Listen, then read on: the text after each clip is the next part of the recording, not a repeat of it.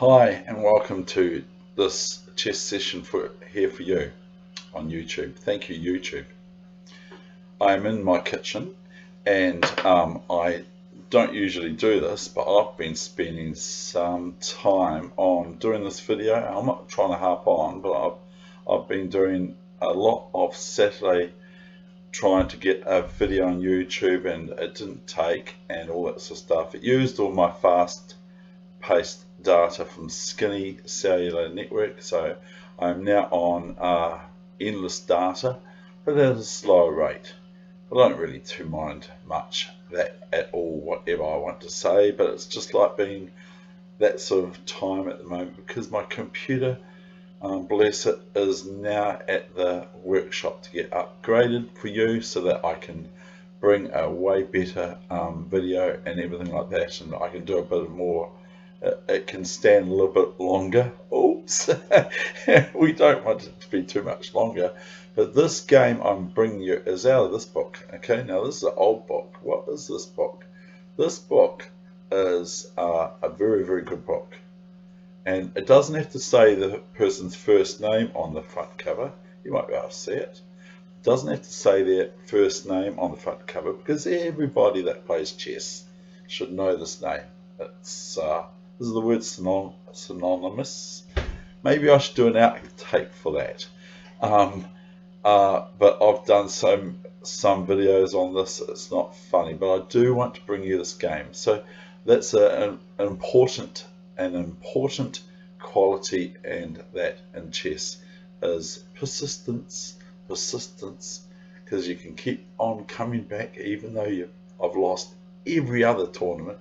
You can still keep coming back, and you can come back fresh every time, just like someone who forgot that they watched that movie last night. They watched it again today. So here we've got one of the best players in the world, or was. This game was played in 1908. You can see it's an old book.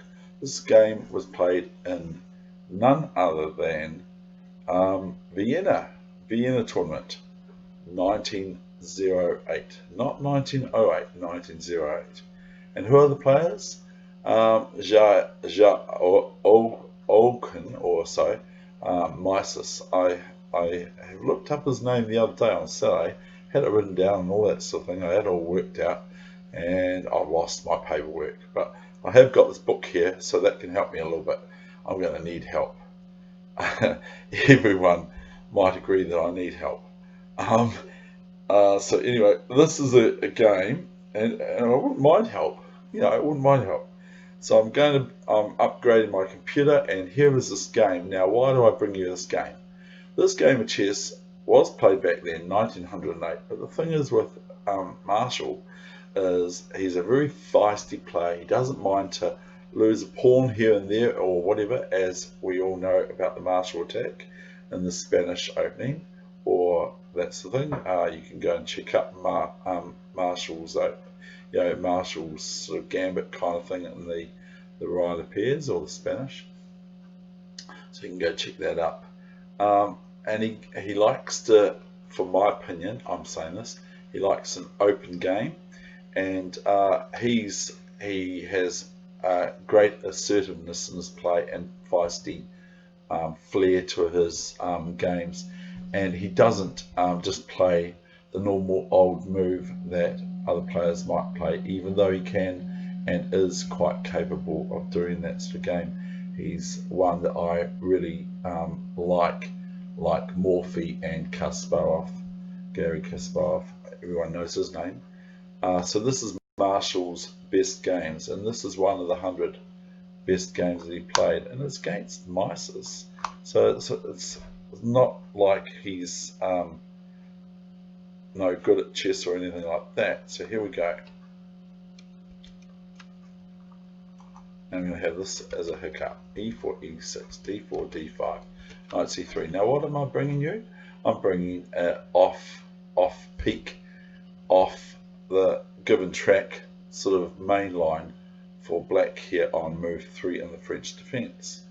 Now, as the computer is showing, two moves are kind of common, although bishop b4, I've heard is not very good at the moment. It's sort of like having a bit of difficulty at the moment because it's not very sound or something like that. So bishop b4 is the winner, of course, and e5, de4 is an exchange French. And of course I play f5 here. Or knight f6 is quite common here for black. You can go into a McCutcheon, you can go into all sorts of things. You can go into Alpine lines, Albin charted Alpine line or so. I think it's called something like that, without looking at the book. And so here we go. What did Marshall play back then? So this is good for lightning chess. This is good for rapid chess. This is good for bullet chess. This is good for surprise. Surprise, surprise, surprise. Here comes the move. Are you ready for Black's next move? And I've played this move even in match games, but I don't think I did very well. I think I sort of like, I don't think the game, I don't really want to say. Here comes the move, okay? This is move 3, very easy to remember, c5. Now if you don't want to lose a pawn, then don't play c5. This is like the knight is not on c3, but it's on d2. But it's on c3, and we're going to cancel that. I've learnt what cancel is now by this time, because I've had some fun and games with this. So we have now knight f3, okay, and we have knight c6, knight bishop e3, knight f6. So this puts a wee bit pressure on Mieses.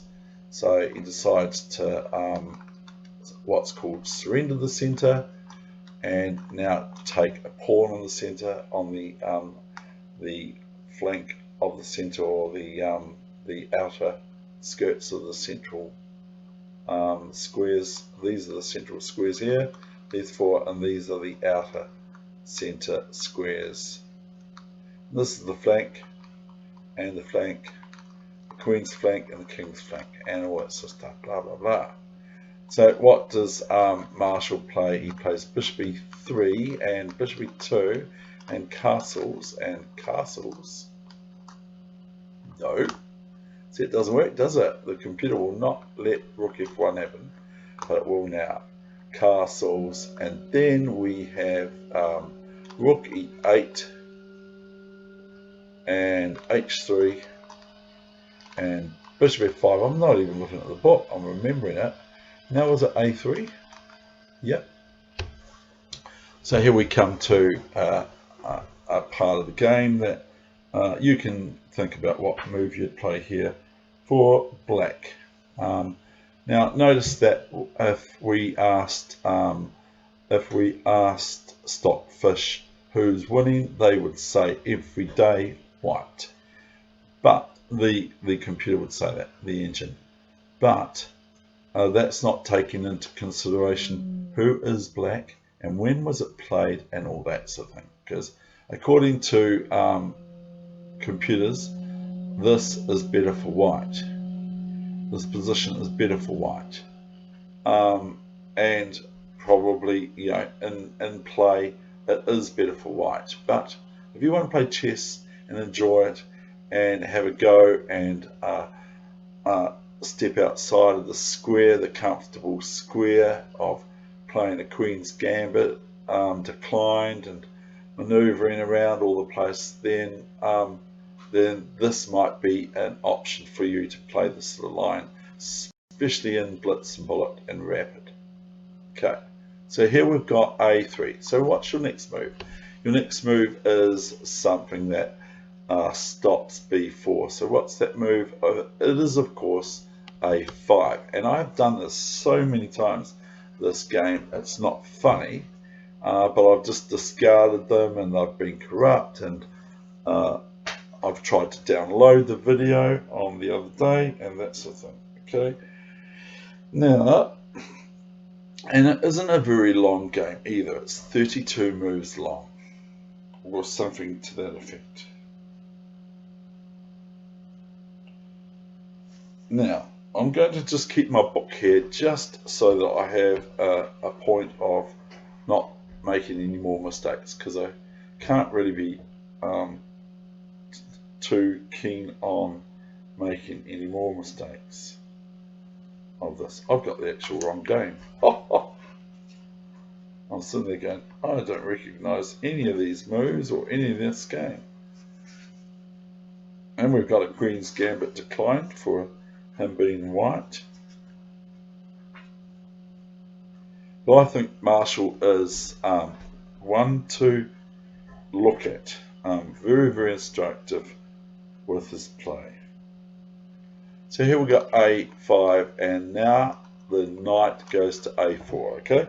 And the book says this removes a piece from the center to the wing. But it is a part of the erroneous scheme of whites. So that's the whole thing is that it makes white want to defend the. I think that's how I understand it.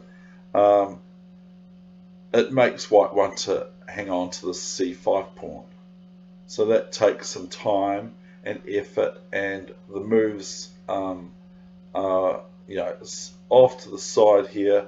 This knight is off to the side, and meanwhile white meets black going into the center and looking later on to the king side. Okay, so here we go, knight A4, and then we have a turn of the page, and it's not too long. We have Queen C7, okay, and then we have an interesting move. I mean, if white would play Queen D2, then we'd have Knight E4 maybe, or Rook A D8 with the idea of Knight E4. But white plays Queen C1 here, a little bit surprising, and here comes this nice rook here, and now black is completely developed, whereas white has a rook on F1 and A1. Everyone can see this, and the queen is still on the back rank. It's not a terrible place for the queen to be on the back rank, but it's a bit better to get her out a square or two diagonally, or that sort of thing. So and white might be wanting to play bishop F4, which is a move that I think I would play myself if I was white. And here I'm sort of thinking queen here. I don't know what. Oh, that's right. Cancel. I would play queen after bishop F4. I'd play queen D7, but I'm not completely sure about knight B6, queen E6. The knight can come to G5, although it is going on the edge a little bit. And then the queen's got nowhere to go. Hey, there's a bishop that's on F4 now. But hang on, I hear you say, what's happening there? What is wrong with after queen E6, knight G5?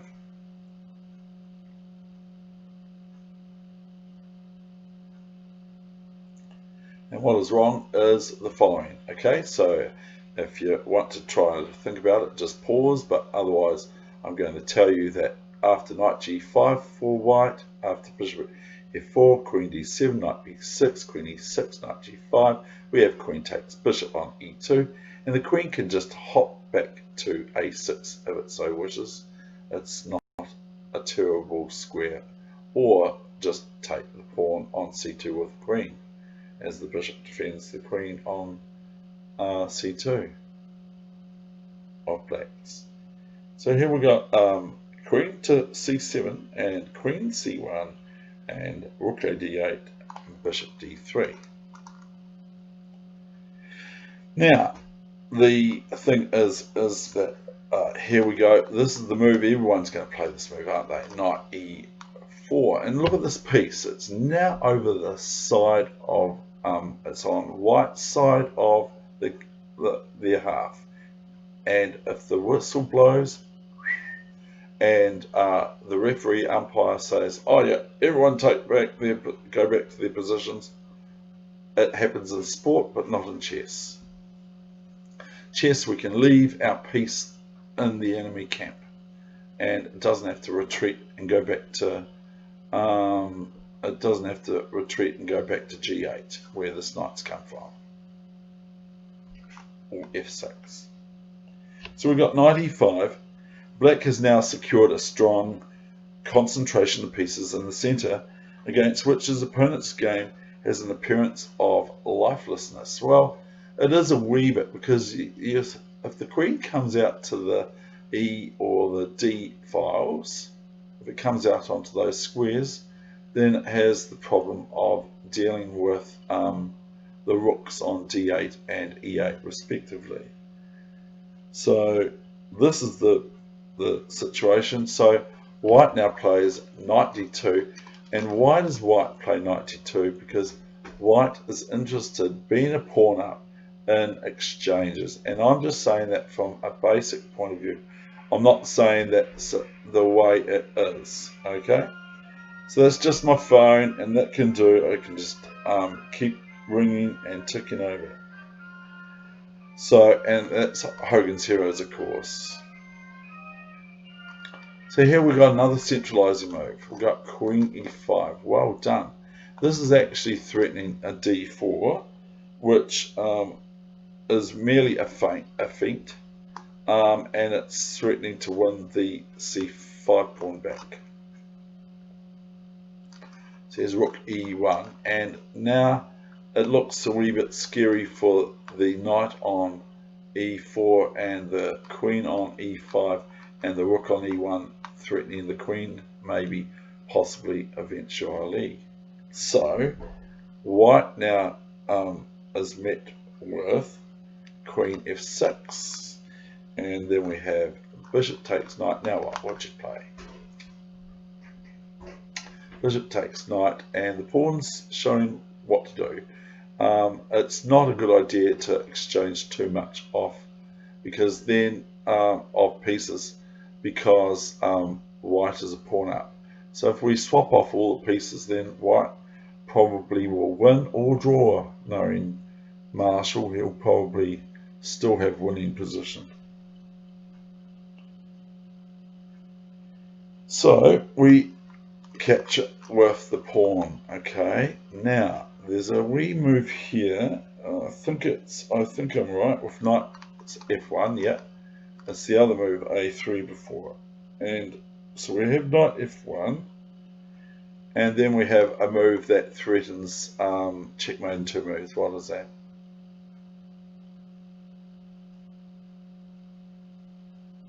Is the computer showing it? Queen g6, and this is threatening bishop takes h3 and queen g2 checkmate. If white gave black 3 moves, that's 1 move, 2 moves, and queen g2 checkmate. So white now plays knight g3. What would move you play now? What move would you play now?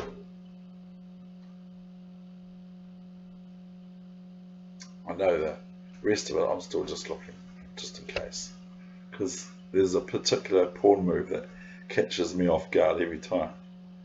Now the computer's saying bishop h4. That might be quite a good move, but that's not the move that Frank Marshall played.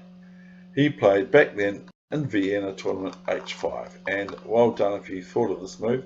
These are good for you to look at these games, even though they're old. This is a play, a certain type of play that isn't relevant today. It doesn't get, people don't play this sort of way anymore because they're maybe a wee bit scared. Knight f5 and queen f5. Why look at queen f5 now? Why spend? Some people might spend, I'm not saying Marshall did, but some people I've seen in chess tournaments and that sort of thing, they have an obvious move like queen f5. Now, unless there's a queen takes g2 checkmate or something like that hanging around, or win of a queen or something, like a knight e2 check, then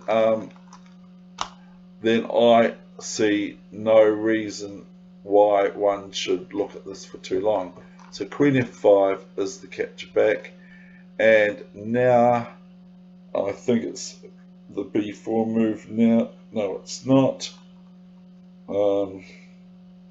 Yes, it is. It's b4. This is the move that catches me out every time, is b4. So that's move 21. So it's only 9 more moves to go till the end. White is reduced to this in the attempt to give his queen some play as well. So the queen's not obviously going to come out here, and as previously mentioned, it probably doesn't even want to go to e3. But the queen's sort of like wanting to come out a little bit, and that's the thing. Now, we could just look at this move, okay? And then we can go just here. This will do just alone because white is going to win this pawn, I think. That's just my analysis.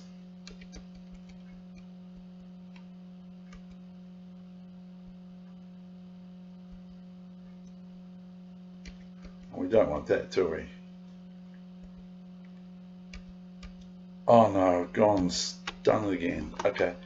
White now was met with this move here. What move did white get met with? Is 95. I don't know what's happened to my input. So 95 is the next move. And here we have bishop f4, and what would you play now? Given what I've said about keeping the pieces on board. So it's a weak clue.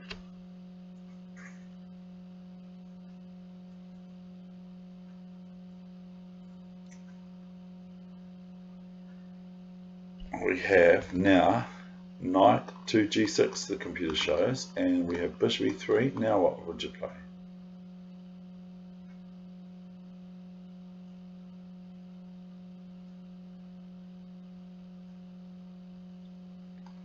Now we have knight h4. Marshall is not giving up, and Marshall is now looking at queen g6, I believe, just with the threat of queen takes g2 and knight f3 check. So that's pretty cool, isn't it? So here comes this bishop again. It looks like white's not going to give up, eh? So here we got the threat of queen g6 to queen g2 checkmate. And so now this bishop takes up the position on g3, and white has two players in their camp, the e4 pawn and the knight on h4. So now what would you play for black? Do you want to repeat moves like the computer say, knight f5, or do you want to play something else?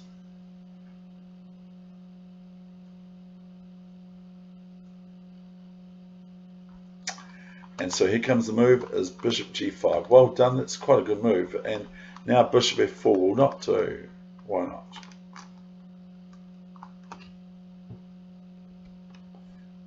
So why not bishop f4 now? Because if bishop f4, then we have bishop f4, and white can probably resign, because either white's going to lose their queen to bishop takes queen, or they're going to lose to queen g2 checkmate if they take the bishop. So white played now queen b1. White played queen to knight 1, bishop. So where we're going now? It's not letting me play that, is it? I'm going to have to go bishop g5, and maybe I'm going to have more problem here, but I'm going to persevere. I'm just going to do this. Overwrite. Okay, this is the main line. Now white's actually defending the b4 pawn properly with the queen as well, but the position isn't great for white, as white's on the back foot somewhat. So what move would you play now for black?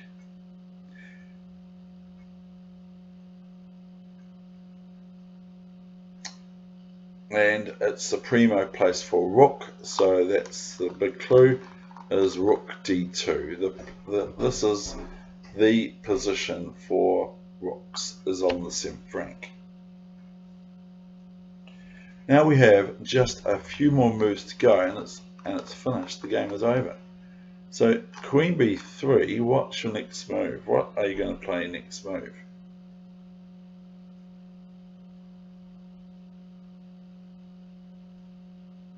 So a couple of moves to go. or 3 moves. So can you see what you would do here for black? How would you finish off white? If you know it, well, that's okay. Nothing wrong with your memory. If you've seen this before, there's nothing wrong with that at all. So how should black complete the moves thus far? So we have, first I will just say what the move is E3. And why is that so good? What's good about it?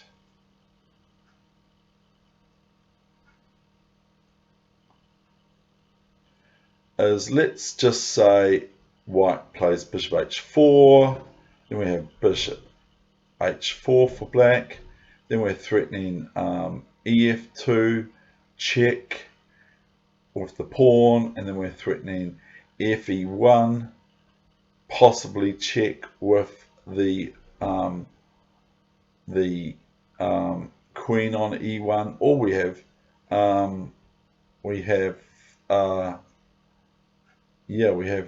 sort of other moves too. We have almost queen g2 checkmate, but we don't yet. But we do have it shortly thereafter, and that's the thing. So this is quite fun to just have a look at the sub variations, which are all good for your chess.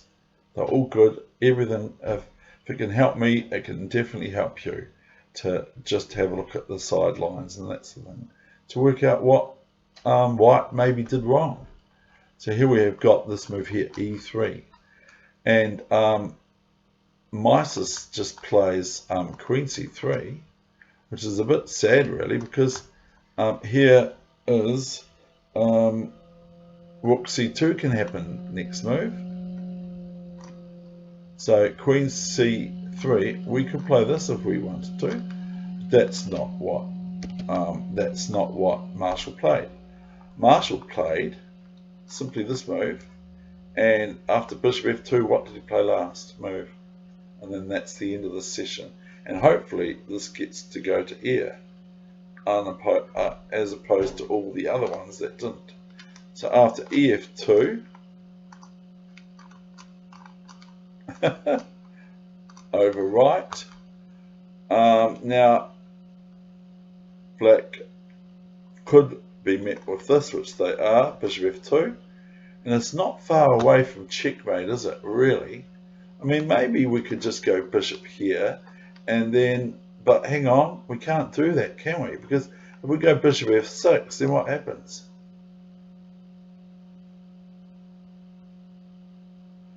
I will show you what happens is a rook takes, rook check, ouch. King h7, only move. And now we have not bishop d2, not queen d2, not bishop h4, but we have queen to g3. And all of a sudden, white has a one game. So that would not do for black, would it? So after ef2, bishop f2, we have a way better move here. What's that? And the computer's showing it, by the way. It's very naughty, isn't it? Is bishop e3, and this is where white folded and resigned. What is black going to do next? Queen g2 checkmate, bishop f2 check, everything. Queen g2 is the big threat first. How do we defend it for white?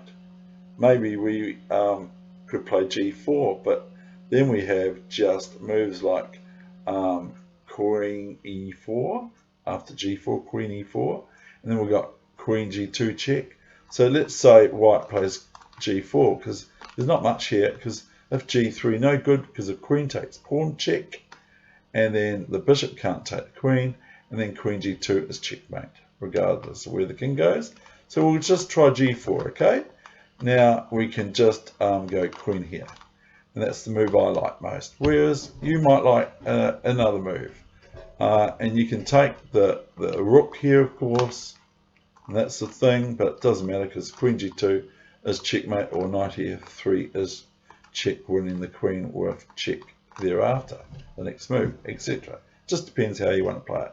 But Marshall would, of course, play the definitive, strong, not giving white any chances. And that's the thing.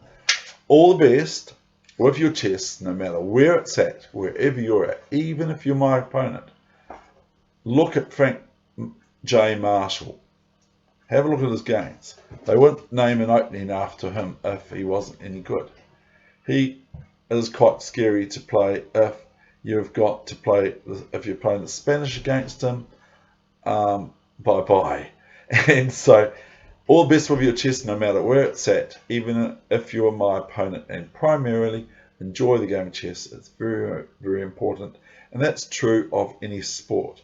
If you don't enjoy your sport of choice, then you might as well not be there. I think that's what Karpov sort of said. Okay, bye for now.